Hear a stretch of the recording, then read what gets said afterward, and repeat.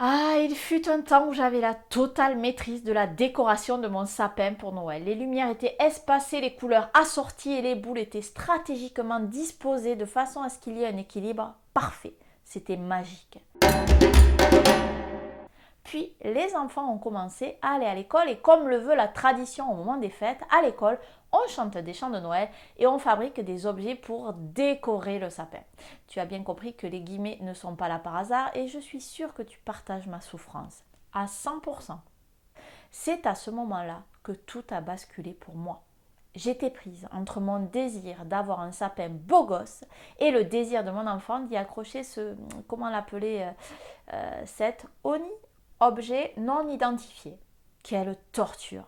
C'est là que j'ai pris une grande décision. J'ai lâché prise. Je préférais laisser la décoration du sapin entièrement aux mains des enfants plutôt que de le voir déséquilibré par un oni. Ah ben ouais, tu m'étonnes. Depuis ce jour, des années ont passé, mon sapin est rempli d'onis mal répartis et rien n'est assorti. Pourtant, quelle joie de voir mes enfants le décorer en se remémorant qui a fait quel oni à quel âge. Le lâcher-prise a vraiment du bon.